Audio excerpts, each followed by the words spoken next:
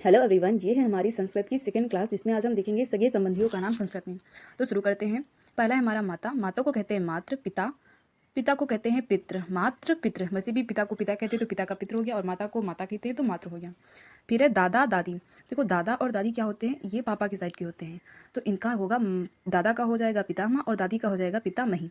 इसी तरह से जो नाना नानी होते हैं वो मम्मी के साइड के होते हैं, तो नाना का हो जाएगा मातामह और नानी का हो जाएगा मातामही। तो इस तरह से अब दादा दादी नाना नानी ये सब आप याद रखेंगे। फिर है चाचा। चाचा को कहते हैं पितृत्य, पितृत्या, और चाची को कहते हैं पितत्या। तो यहाँ पे हमने कल वाली क्लास में आपको एक बात बताई थी, जो संस्कृत में जो पुल्लिंग शब्द होते हैं उनमें लास्ट में विसर्ग रहता है, और वही जब स्त्रीलिंग में कन्वर्ट होते हैं तो विसर्ग बड़ा की मात्रा में कन्वर्ट हो जाता है, जैसे कि यहाँ पे चाचा और चाची में देखने को मिल रहा है।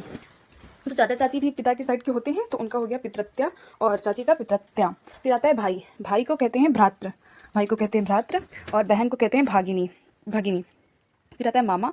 मामा को कहते हैं मातुल और मामी को कहते हैं मातुली। तो मामा मामी जो होते हैं वो भी माँ की साइड के होते हैं, तो मामा को हो गया मातुल और मामी का हो गया मातुली। फिर आता है बेटा।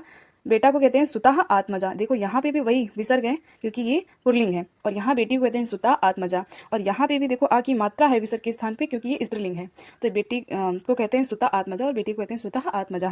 फिर है छोटा भाई, उसको कहते हैं अनुज, और कनिष्ठ भ्राता भी कहते हैं। फिर है मौसा। मौसा को कहते हैं अम्बाल और मौसी को कहते हैं अम्बाली। इसी तरह से बुआ को कहते हैं आवुकी और फूफा को कहते हैं आवुक। देखो संस्कृत में मैंने